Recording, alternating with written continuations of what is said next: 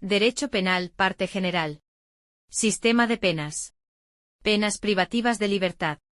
Resumen multimedia del contenido completo publicado en el portal interjuez.es. Artículo 35 del Código Penal.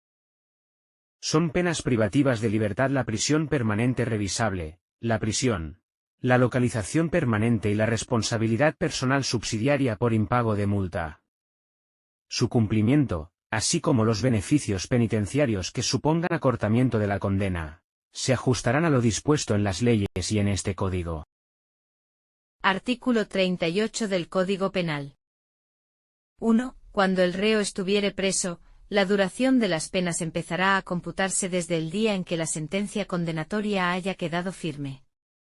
2. Cuando el reo no estuviere preso, la duración de las penas empezará a contarse desde que ingrese en el establecimiento adecuado para su cumplimiento. Artículo 36 del Código Penal. 1. La pena de prisión permanente será revisada de conformidad con lo dispuesto en el artículo 92.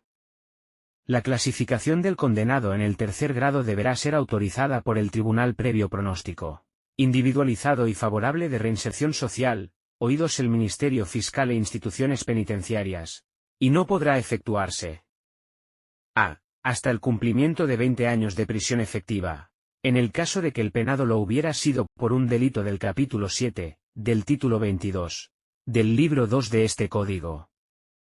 b. Hasta el cumplimiento de 15 años de prisión efectiva, en el resto de los casos. En estos supuestos, el penado no podrá disfrutar de permisos de salida hasta que haya cumplido un mínimo de 12 años de prisión, en el caso previsto en la letra A, y 8 años de prisión, en el previsto en la letra B. Artículo 92 del Código Penal.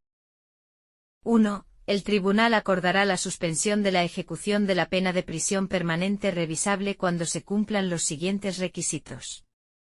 A. Que el penado haya cumplido 25 años de su condena, sin perjuicio de lo dispuesto en el artículo 78 bis para los casos regulados en el mismo. B. Que se encuentre clasificado en tercer grado. C. Que el tribunal, a la vista de la personalidad del penado, sus antecedentes, las circunstancias del delito cometido, la relevancia de los bienes jurídicos que podrían verse afectados por una reiteración en el delito, su conducta durante el cumplimiento de la pena, sus circunstancias familiares y sociales, y los efectos que quepa esperar de la propia suspensión de la ejecución y del cumplimiento de las medidas que fueren impuestas, pueda fundar, previa valoración de los informes de evolución remitidos por el centro penitenciario y por aquellos especialistas que el propio tribunal determine, la existencia de un pronóstico favorable de reinserción social. En el caso de que el penado lo hubiera sido por varios delitos, el examen de los requisitos a que se refiere la letra C, se realizará valorando en su conjunto todos los delitos cometidos. El tribunal resolverá sobre la suspensión de la pena de prisión permanente revisable tras un procedimiento oral contradictorio en el que intervendrán el Ministerio Fiscal y el penado, asistido por su abogado. 2.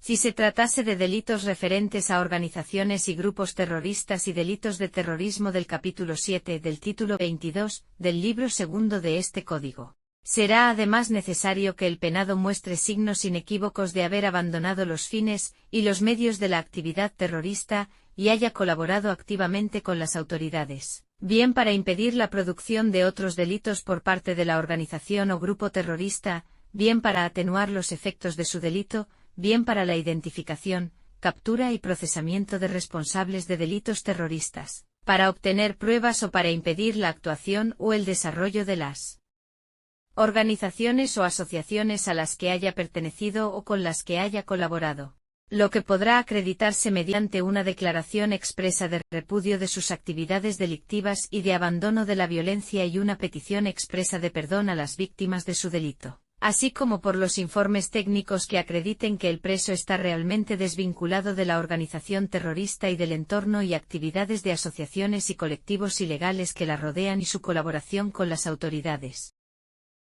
Artículo 92 del Código Penal. 3. La suspensión de la ejecución tendrá una duración de 5 a 10 años. El plazo de suspensión y libertad condicional se computará desde la fecha de puesta en libertad del penado.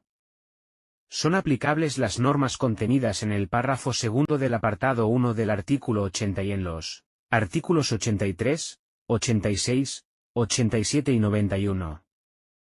El juez o tribunal, a la vista de la posible modificación de las circunstancias valoradas, podrá modificar la decisión que anteriormente hubiera adoptado conforme al artículo 83, y acordar la imposición de nuevas prohibiciones, deberes o prestaciones, la modificación de las que ya hubieran sido acordadas, o el alzamiento de las mismas.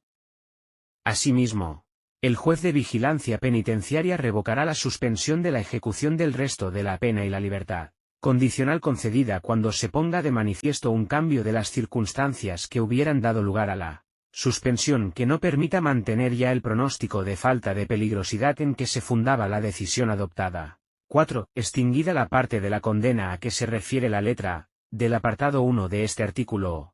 En su caso, en el artículo 78 bis, el tribunal deberá verificar, al menos cada 2 años, el cumplimiento del resto de requisitos de la libertad condicional. El tribunal resolverá también las peticiones de concesión de la libertad condicional del penado, pero podrá fijar un plazo de hasta 1 año dentro del cual, tras haber sido rechazada una petición, no se dará curso a sus nuevas solicitudes. Artículo 36 del Código Penal. 2. La pena de prisión tendrá una duración mínima de 3 meses y máxima de 20 años, salvo lo que excepcionalmente dispongan otros preceptos del presente Código. Cuando la duración de la pena de prisión impuesta sea superior a 5 años, el juez o tribunal podrá ordenar que la clasificación del condenado en el tercer grado de tratamiento penitenciario no se efectúe hasta el cumplimiento de la mitad de la pena impuesta. En cualquier caso, cuando la duración de la pena de prisión impuesta sea superior a 5 años y se trate de los delitos enumerados a continuación, la clasificación del condenado en el tercer grado de tratamiento penitenciario no podrá efectuarse hasta el cumplimiento de la mitad de la misma. A. O delitos referentes a organizaciones y grupos terroristas y delitos de terrorismo del capítulo 7 del título 22 del libro segundo de este Código.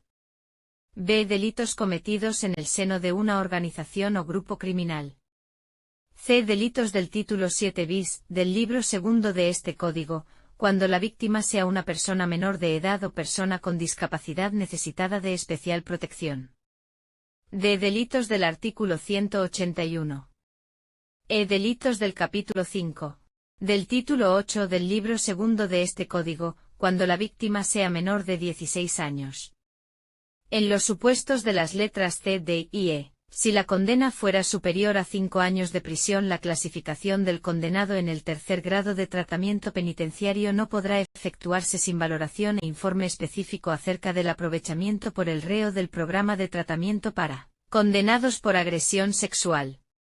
3. La autoridad judicial de vigilancia penitenciaria, previo pronóstico individualizado y favorable de reinserción social y valorando, en su caso, las circunstancias personales de la persona condenada y la evolución del tratamiento reeducador, podrá acordar razonadamente oídos el Ministerio Fiscal, instituciones penitenciarias y las demás partes, la aplicación del régimen general de cumplimiento, salvo en los supuestos contenidos en el apartado anterior. 4. En todo caso, la autoridad judicial de vigilancia penitenciaria, según corresponda, podrá acordar, previo informe del Ministerio Fiscal, instituciones penitenciarias y las demás partes, la progresión a tercer grado por motivos humanitarios y de dignidad personal de las personas condenadas enfermas muy graves con padecimientos incurables y de las personas septuagenarias, valorando, especialmente, su escasa peligrosidad. Artículo 37 del Código Penal. 1. La localización permanente tendrá una duración de hasta 6 meses. Su cumplimiento obliga al penado a permanecer en su domicilio o en lugar determinado fijado por el juez en sentencia o posteriormente en auto motivado. No obstante, en los casos en los que la localización permanente esté prevista como pena principal, atendiendo a la reiteración en la comisión de la infracción y siempre que así lo disponga expresamente el concreto precepto aplicable, el juez podrá acordar en sentencia que la pena de localización permanente se cumpla los sábados, domingos y días festivos en el centro penitenciario más próximo al domicilio del penado. 2. Si el reo lo solicitare y las circunstancias lo aconsejaren, oído el Ministerio Fiscal, El juez o tribunal sentenciador podrá acordar que la condena se cumpla durante los sábados y domingos o de forma no continuada. 3. Si el condenado incumpliera la pena, el juez o tribunal sentenciador deducirá testimonio para proceder de conformidad con lo que dispone el artículo 468.